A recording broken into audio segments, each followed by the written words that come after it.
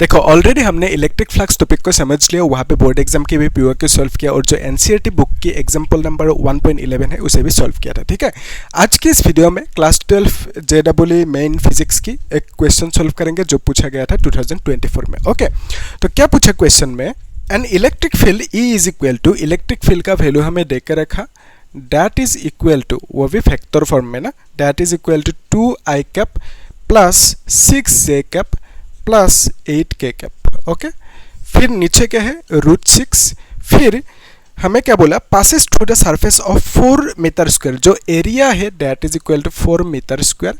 फिर क्या बोला, having unit factor n cap, area की जो यूनिट फैक्टर है that is 2i cap plus j cap plus k cap. Okay, फिर नीचे √6 है, ये है unit factor. Okay, unit factor क्या समझाएंगे, सिर्फ डायरेक्शन। ठीक है, the electric flux for that surface is, तो इलेक्ट्रिक फ्लक्स की वैल्यू कितना होंगे वो भी वोल्ट मीटर यूनिट पे, उसको भी हम लोग देखेंगे। बेसिकली हमें फाई की वैल्यू पूछा कितना होंगे। ठीक है, कौन सी यूनिट में, वोल्ट मीटर यूनिट पे, तो वोल्ट मीटर फ्लक्स की यूनिट कब होंगे उसे भी हम लोग देखेंगे। ध्यान से देखना, जो इलेक्ट्रिक फ्लक्स की फॉर्मूला था that is equal to how much, F is equal to E vector dot A vector. ठीक है, तो यहाँ पे E वेक्टर मालूम है हमें, लेकिन A वेक्टर क्या होंगे। देखो फैक्टर का मीनिंग क्या है, फैक्टर का मीनिंग है दो चीज होंगे फैक्टर में, एक होंगे फैक्टर यानी डायरेक्शन है ना, और एक होंगे मैग्नीट्यूड। ठीक है, मैग्नीट्यूड, तो फैक्टर मतलब मैग्नीट्यूड होंगे, साथ में क्या होंगे डायरेक्शन। ओके, तो डायरेक्शन को हम लोग यूनिट फैक्टर से लिख सकते हैं, यूनिट फैक्टर को हम लोग बोल सकते हैं डायरेक्शन। ठीक है, क्योंकि यूनिट फैक्टर सिर्फ हमें डायरेक्शन देंगे, उसका यूनिट फैक्टर के मैग्नीट्यूड कितना होंगे वो 1 होंगे। ठीक है, तो इस केस में यूनिट फैक्टर कितना ले, n कैप लिया, तो basically n cap will give us the direction किसका, एरिया वेक्टर का। ध्यान से देखो, अगर मैंने एरिया वेक्टर लिखा तो इस केस में इसके पास मैग्नीट्यूड होंगे है ना, और साथ में क्या होंगे डायरेक्शन भी होंगे। ओके, तो डायरेक्शन यहाँ पे किसने दिया, n कैप ने दिया, तो यहाँ पे डायरेक्शन को n कैप लिख दिया। फिर मैग्नीट्यूड कितना है, मैग्नीट्यूड एरिया की magnitude that is 4 meter square, तो यहाँ पे मैग्नीट्यूड हम लोग 4 मीटर स्क्वायर लिख सकते हैं। ठीक है, तो एरिया वेक्टर को हमने दो भाग में भाग किया, तो अगर सिर्फ एरिया वेक्टर लिखना है इस तरह से तो क्या लिखेंगे, magnitude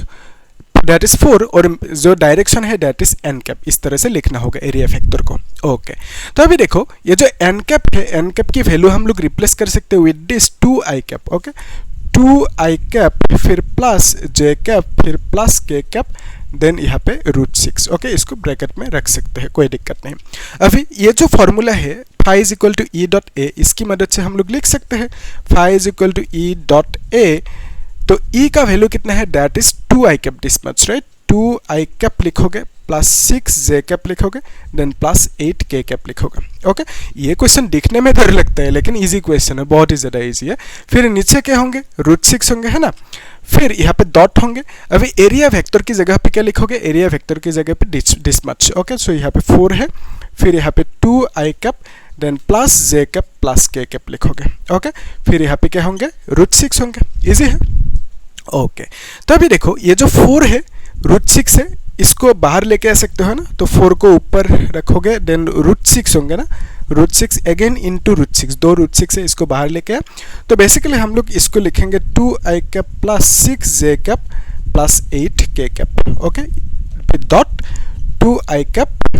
plus j cap plus k cap, इस तरह से लिखना होगा। अभी क्या करना है, फ्लक्स निकालने के दोनों को डॉट प्रोडक्ट करना होगा। ठीक है, सो दोनों को डॉट प्रोडक्ट कैसे करेंगे, यहाँ पे मैं कर देता हूँ। तो बेसिकली फ्लक्स की जो वैल्यू होंगे, flux will be equal to, हम लिख सकते हैं flux is equal to this much, right, इससे हमें इसको डॉट करना होगा, इससे इसको फिर इससे इसको। ठीक है, या तो आप ऐसा भी कह सकते हो, देखो जब भी same factor co dot product करोगे यानी same unit factor co dot product करोगे यू विल गेट 1। अगर डिफरेंट को डॉट करोगे, जैसे यहाँ पे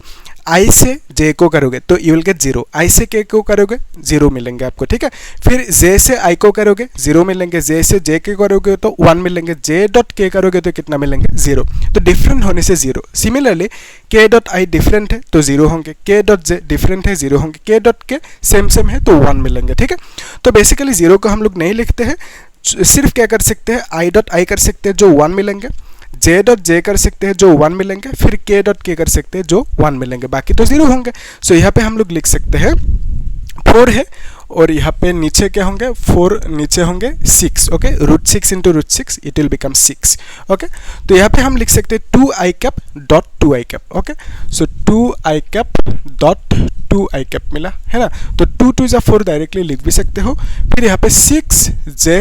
डॉट j मिलेंगे है ना तो यहाँ पे j से j किया क्योंकि i से j 0 होंगे i से k 0 होंगे तो उसको नहीं लिखा हमने j से i 0 होंगे j डॉट j जो होंगे 1 होंगे उसको लिखा फिर k डॉट i 0 होंगे k डॉट j 0 होंगे k डॉट k 1 होंगे तो बेसिकली 8k cap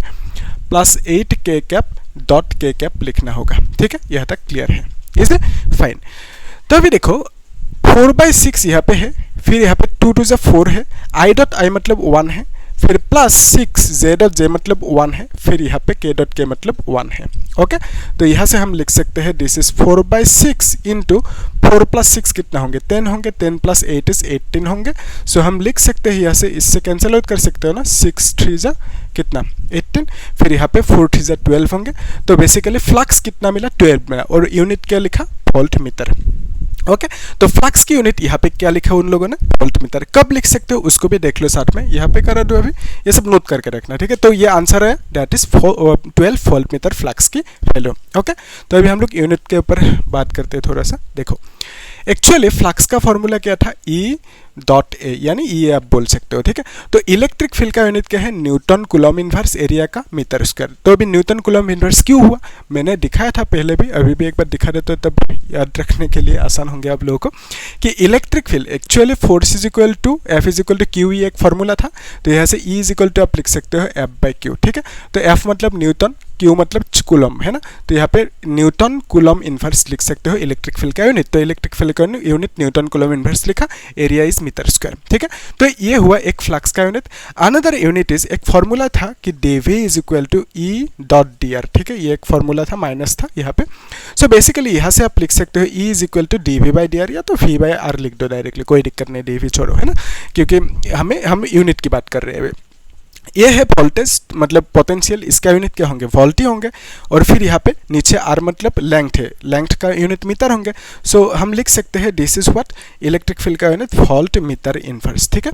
तो अभी देखो फ्लक्स का जो फॉर्मूला है that is equal to E है ना तो E की यूनिट हम लिख सकते हैं वोल्ट बाय मीटर ठीक है वोल्ट बाय मीटर लिखा E का यूनिट फिर यहाँ पे एरिया का यूनिट क्या लिखेंगे metre square okay metre square लिख दिया ठीक है सो यहाँ पे इलेक्ट्रिक फील्ड का 2 यूनिट मिला एक है ये another is this one so दोनों को अलग अलग बिठाओगे तो अलग अलग फ्लक्स का यूनिट मिलेंगे हमें ठीक है तो यहाँ पे मीटर स्क्वायर कैंसिल होंगे सो हम लिख सकते हैं volt meter is the unit of flux ठीक है तो फ्लक्स का यूनिट इन लोगों ने वोल्ट मीटर दिया क्वेश्चन में कॉन्फ्यूज नहीं होना क्योंकि बहुत लोग इसको याद करके जाएंगे कि फ्लक्स का यूनिट ये है लेकिन क्वेश्चन में उन लोगों ने ऑप्शन में वोल्ट मीटर दे दिया कॉन्फ्यूज हो जाएंगे है ना तो इसलिए कॉन्सेप्ट बहुत ज़्यादा जरूरी है तो इसलिए मैं वही कर रहा हूँ कि जहाँ पे जो चीज़ चाहिए जो कॉन्सेप्ट एकदम छोटे से छोटा कॉन्सेप्ट क्यों ना हो जो भी कॉन्सेप्ट चाहिए जहाँ पे जिस पॉइंट पे उसे हम लोग उसी पॉइंट पे क्लियर करेंगे अच्छे से तो आप लोग सीरियली अच्छे से देखना चीज़ों को और क्या करना चैनल को सब्सक्राइब करना लाइक करना शेयर करना ठीक है तो हम लोग नेक्स्ट क्लास में क्या करेंगे गॉस लॉ की कॉन्सेप्ट को देखेंगे वो सब चीज़ें एक एक करके हम लोग देखते जाएंगे क्वेश्चन सॉल्व करेंगे बोर्ड की JEE की PY सब कुछ करते हैं ठीक है